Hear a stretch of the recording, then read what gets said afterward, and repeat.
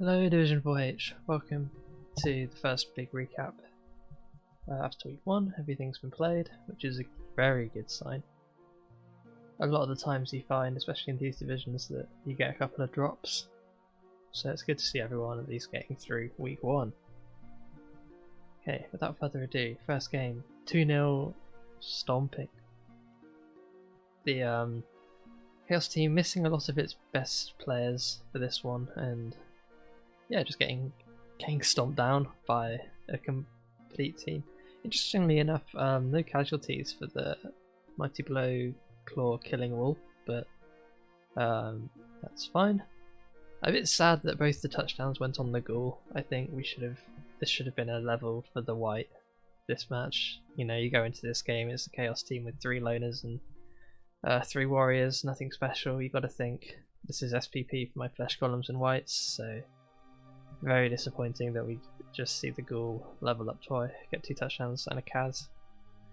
Probably going to cost Noobster a few points down the line, but a win's a win. 3 points, good start to the season. Lots of hitting, lots and lots of hitting. About a fair game. I think it was probably just the extra movement and the blodge that made the difference from the looks of things. Moving on, this was the late game. A 2-1 win for the Vamps, and I gotta say, if you want to watch the game back, this one was a bit silly, especially in the first half. Like, Sticky V was at work and like playing on another tab. So, like, it was a bit of a mental one. Like, the turn 2 Vamp play there was just an almost free 1-die hit on the Skink with tackle, or at the very least with a block, and there was no block on the Skink. And Cipro decided to go for the 3 gaze into AG6 dodge through 2 Saurus 1 with tackle play. Brave, it didn't work, but I respect the attempt, and it was an easy score for the Lizards. But the Lizards did not respect the frenzy and got 2 Saurus surfed because of it, 1 KO'd and 1 Kaz. And the KO was APO'd even though it was off the pitch, which means that the KO doesn't get turned into a stun because the player's not on the playing field anymore. So science was done, at least in this game. So one of the APOs was burnt, the other APO was... can't remember, it wasn't used by the time I stopped watching. Slibly was also induced, and oh yeah, he lost this game, Sticky V, because he did a first action of Slibly block on like turn 10. Which was perplexing when you consider that you had like all your other Saurus with block and not loner, and also your Croxigor to move before you took that hit. But live by the Slibly, die by the Slibly, I guess. Tough match for the Lizards against 2000 TV Vamps. Most importantly, touchdown for the Baron Barry, and that is a legend piece. So congrats. We'll see what level they take in the review section. Well played. Within reason. A few mistakes here and there, but both coaches were quite rushed.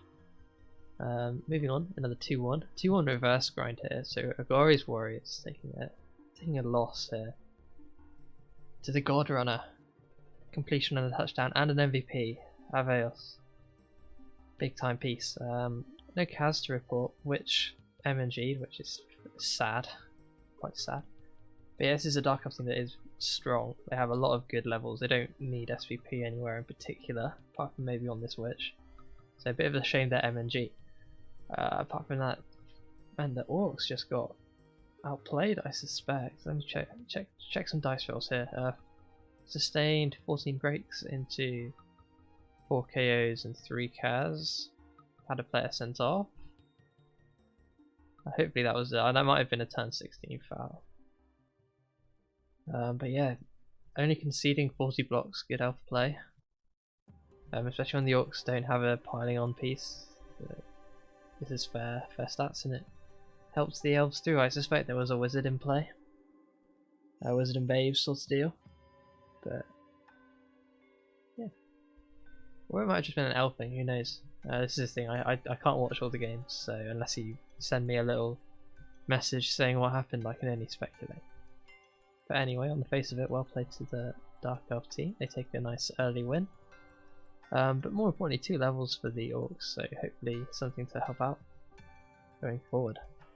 Now we have a 3-0 win, Halfling. This is the game that I've been excited to talk about all week, ever since the result came in, because the Morg deep root fling play was just too much for the overmatched human team. A Morg ball carrier, more importantly, I think that's a super smart way of doing it. I think Morg ball is just, unless you're one turning, it's just so good against these teams because there's no wrestle strip. So I think hopefully Mr. Gorky, man, I'm gonna have to look that person up because apparently they're inspiring a lot of people in this division. But I think they probably looked at the pre-cap and looked at the teams were like, there's no strip ball here. I just induce Morg whenever I can, carry on Morg, and there's literally nothing they can do because he's strength 6, actually 3. Yeah, balling out. Got Kaz on a halfling. Don't mind that. Halfling MVP, spreading it out. It's a couple of levels, which is a bit of a shame because unless you roll exactly agi up or a double for dirty player, getting a dirty player is really strong actually. Double for dirty player would be the one. So hopefully you find that. The humans got a bit beat up, which is great because I play them next. Did get a lineman level. Only one Kaz for the full kill stat killer, which is a real shame against so much halfling. But what you tend to find is that like with this much muscle on the pitch, you can create a front of tree with Morg on the ball, and then it's kind of difficult to hit halflings because you can get traded out a little bit. The Yoga gets traded out, got MNG, got badly hurt. And then you're just running because they don't have the agi. This is the problem with humans against stunties, is that unless your killer pops off, there's not a lot you can do against the inducement game. Checking the armor, took 24 blocks, took 30 blocks and took 13 breaks, which is pretty solid. So in those 13 breaks they found 6 KOs and 3 casts, so 9 of the 13 breaks were removals. So that's just really strong. But yeah, a good route, a good start, a good touchdown diff lead for the halflings. If they can take that forward, I'll recap the Stunty Cup standings as well once we do the league standings, because this is going to be the story of the season. This is probably the best placed division of Stunty coaches in this season.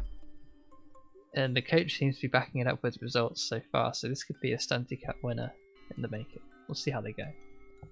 Moving on, we've got another 3-0. Elves bullying this beat up, horrible nightmare Skaven team with no tackle. Skitterglark coming in, I imagine with a wizard as well.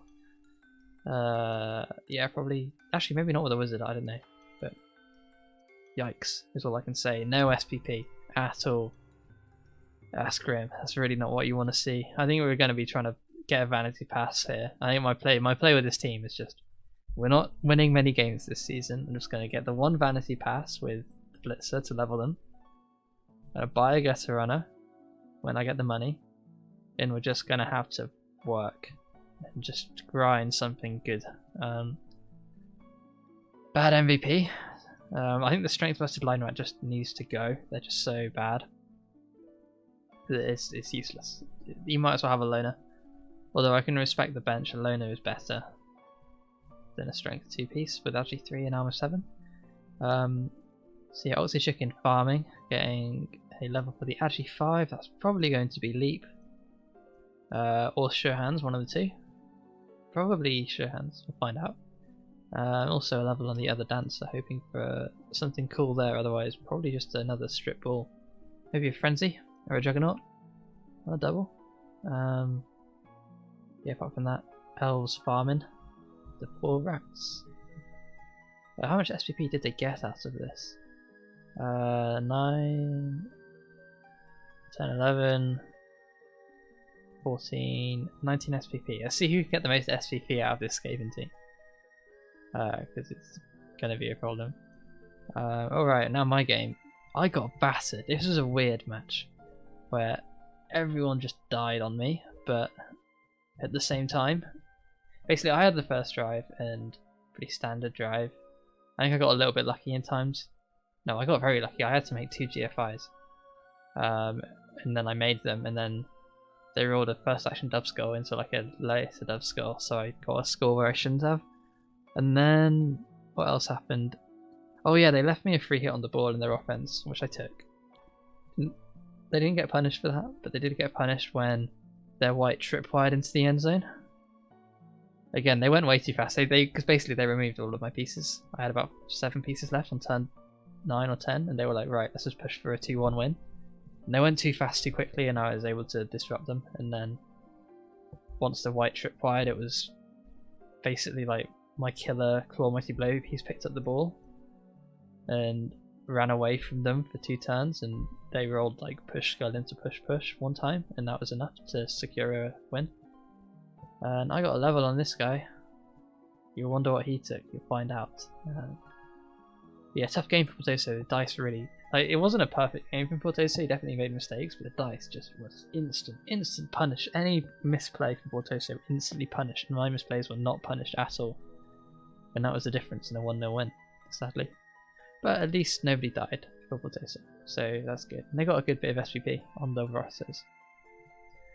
Cool, we now have a 2-2 draw. I suspect this is a 1 turn.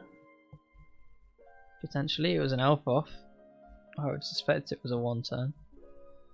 Indeed it was. I think it might have been a 1 turn. The movement up, catcher with sprint, 2 touchdowns and an MVP on their way to sure feet. The Pommer got through. The Pommer did work. 3 Cas. That's what you want to see. And no permanent damage there. And then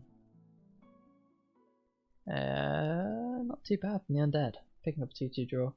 Probably would have wanted the win, but feels bad. Not much you can do. Maybe it was a quick snap into a natural 1 turn. Could have happened. But yeah, lots of guard in here. 2 touchdowns. No Cas. That's the difference there. No Cas at all. And that's what you're going to get when you go up against elves, because you don't have any mighty blow and no tackle. And your mummies are movement 3, and so they're just going to dodge away and you're not going to get any hits. So let's see how many hits it did get. 41 hits, not bad actually. I thought it would have been a bit lower than that. 14 breaks into 3 KOs and no Cas, so a bit unlucky there potentially from Pyro TJ. Also, yeah, I think none of his KOs came back. I remember him talking about this one. In fact, I could probably bring up the conversation. Where are we? Pyro TJ. Undead felt like hell. Left a ton of space. So nearly 1 with 6. 1 out of 8 on the KO rolls, that'll do it. 1 out of 8 KO rolls, but they only sustained 4, so that implies that there was a lot of early KOs, so Pyro battling back from early damage. And half ice armor. So yeah, Pyro feels like they got diced from the sounds of things. I think this is going to be a common theme across all the coaches in the division. Everyone loves to feel diced. I didn't watch the game, so I can't say. But yeah, if you want to read a quick summary, it's right here. Feel free to pause. I'm not going to transcribe it for you. Cool. Unless Hoglass has other things to say, which they might do. Find out, I guess.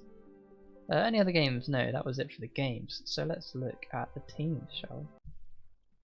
So yeah, looking at the teams, we're going to what happened was I ran out of storage space, so there was a cut. Well, I lost a bit of footage, but it wasn't a lot of footage, so we can go back. Also, I'd like to issue a quick errata. I was downplaying the strength 4 line rat because I thought it was a strength 2 line rat. Either way I would sack it, but it's a strength 4 line rat, which is a bit bloaty, as opposed to a strength 2 line rat, which is a nightmare. So yeah, it's not. I misread that, so I'm sorry. Good to get that errata in now before we move on. Anyway, what happened here? Not much, although I will check the roster. This is the roster. What am I doing? So yeah, they hired up. No, they didn't hire up anyone. They hired up a second wolf. That was who they hired. And apart from that, no change on this team. So yeah, as I was saying, really needed the SPP on the level 1 position was that game, but see what we can get also. Right. What else happened? Not much for this team. And then for the Chaos, everyone comes back off the bench. We have the Minotaur back. We have another Chaos Warrior back. And I think we have a Goat back as well. So this team suddenly gets competitive again.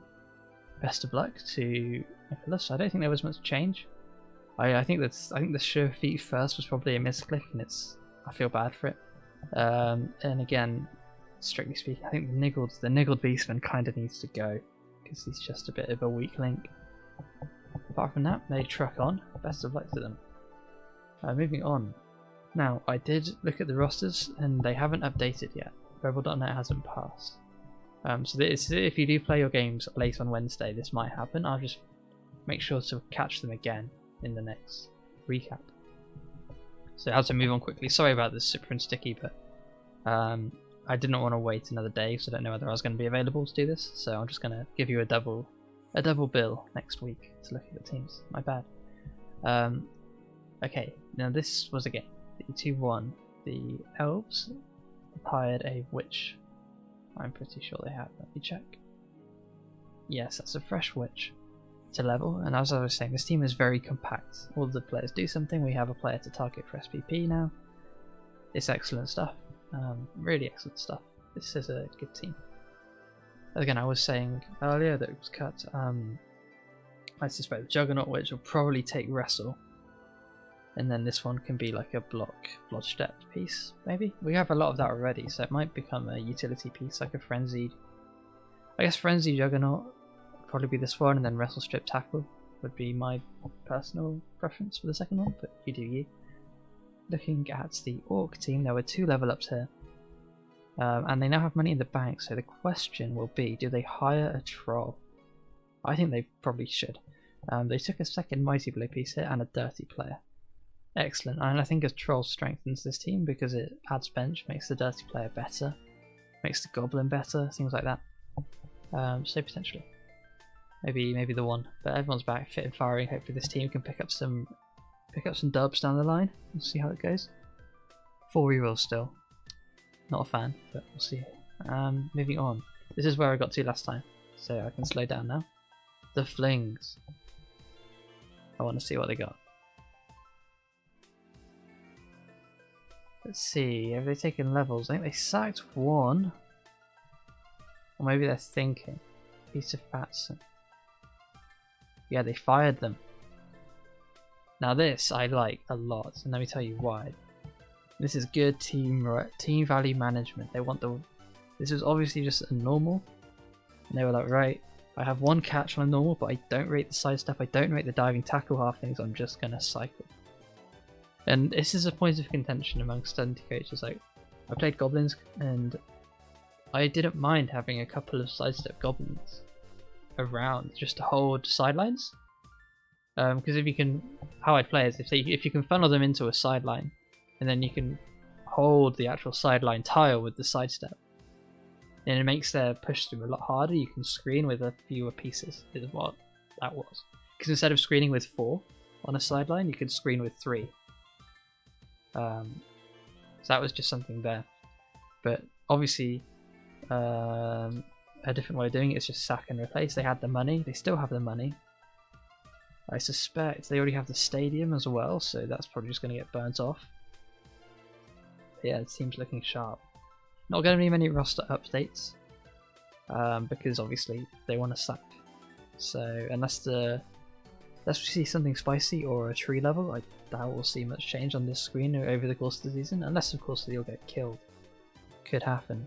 But we have enough money for 5 replacements, so we'd have to take a lot of damage to dent this team.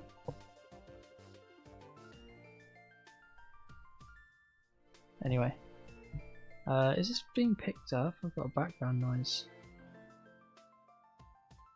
No, it's not being picked up. Okay, fine. I'll just carry on then. Now the Outdoor Devils.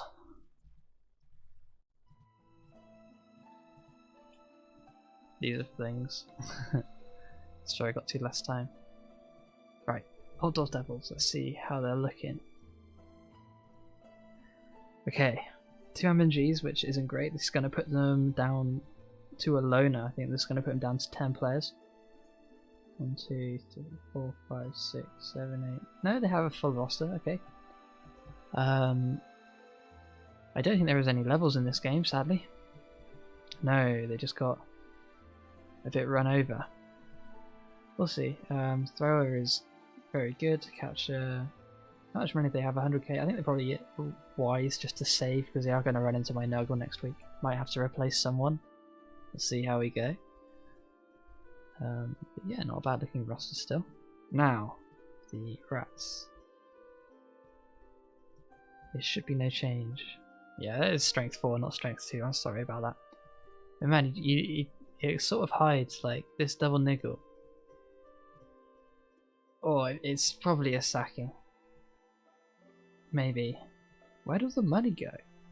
I swear they had more money than this. Either way.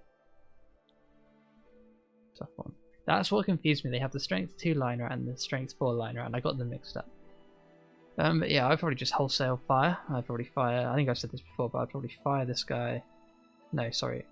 Yeah, fire this guy. Fire this blitzer. Probably fire the second blitzer. And just go from the ground up. Be my take, but I'm not the one having to play it every week, so I can sit here in my high castle and say what I like, I guess. But anyway, best of luck to Bloodspatter. Hopefully we see some progress on this roster as we go through. Okay, last couple of teams. I think last couple of teams. I'll have to check it again. We have my team, and guess what I took on my piece? That's right, Claw, Fern. I just wanted this. I don't really take piling on as a rule because the team's too slow, so extra Claw is better. I'm lining up for 4. I think I'm just going to cap out at 4 Claw Mighty Blow. Feels about enough because that's like enough for the LOS to be all Claw Mighty Blow, and that's all I need. So it's probably going to go Block Guard, and this guy's going to go into Stand Firm, and then hopefully he never takes any SPP ever again. So yeah, Rotters took some damage, sadly. I think these guys are MNG'd. And this guy is dead, so yeah. Probably going to have to buy more Rotters, that's fun. Instead of my 4th gate. Because I want benches. I want a bench for this team. Let's go and look at Never Die Twice, because they do have a level, a zombie level. They might have been cycled. Takes Wrestle on the DP. Oh, I think one of these dirty player wrestles has to be fired and replaced, sadly. But they don't have the money, so they'll stay for now. Apart from that, no change. This wolf's now very close to a level. Still no golems SPP, but we'll see who they play next week. They might be playing the rats, in which case SPP time. Final game, Donikar versus Elven Guard. Any roster changes? We do have a mummy level. Let's see if that was something interesting. No, sorry, it was block. Nice, got a block. Block mummy is a nice little pickup there. And apart from that, I don't think any change unless they fired someone. They haven't, so we'll move swiftly on to the Elven Guard. A niggled liner is a loner, and a level for the Pommer. Let's see what the Pommer takes. Haven't taken the level yet. Alright. Let's see. Any notes about what the level was?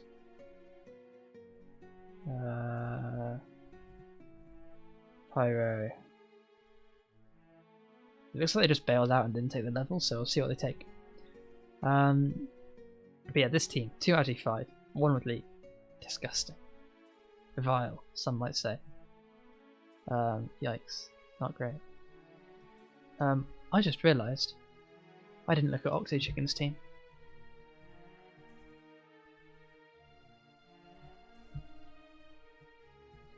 Yep, I didn't look at them, and they even had 2 level ups, so let's cover them now before I get an angry complaint. And they take a strip ball, second strip ball, which I like a lot. What else was there? Block on the edgy 5. That's now even harder to kill. So much reckless elf on this team. Don't like it. Someone kill them.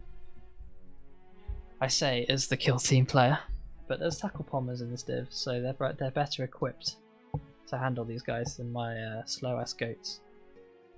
Tree still around. I guess Octo's just loving tree lifestyle. Fair play. Niggle thrower I probably would just cycle. Unless you're... Yeah, they have the money. Probably just cycle it and play 2 rerolls. You've got enough defensive skills that you don't need more than 2 rerolls unless you want to be greedy.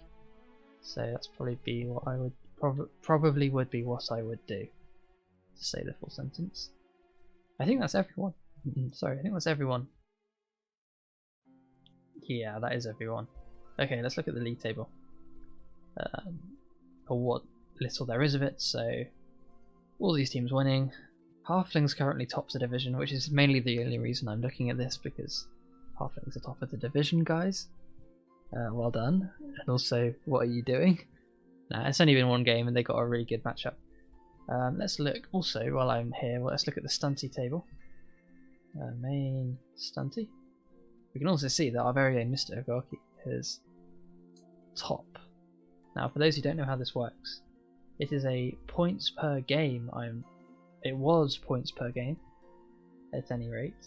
It might now be over, judging by how this is laid out, it might just be overall record, as opposed to points per game.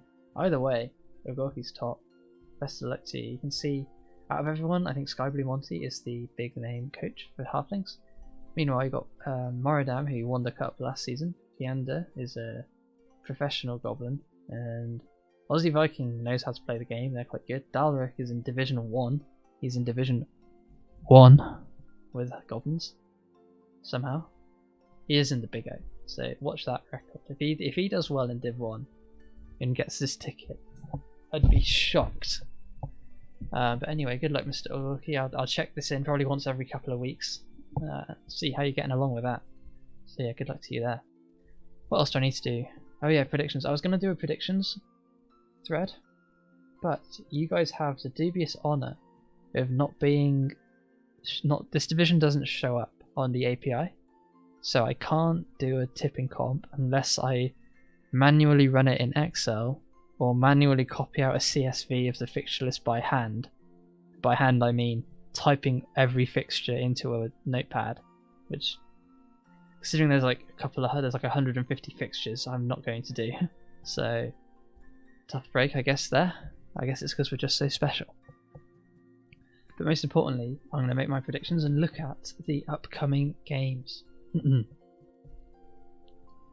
my voice is starting to cut because I'm basically doing 2 recaps now because I lost a fair bit of recording. Alright, let's have a look. Final part of the show. I'll make some predictions here. Vamps versus Noobster first up.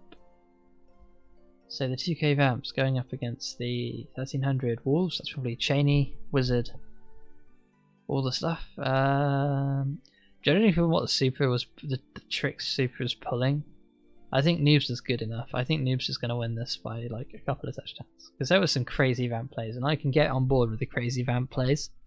So I'm predicting that Super is going to make the craziest plays, but I think that the Necro is actually going to win the game. On balance, probably.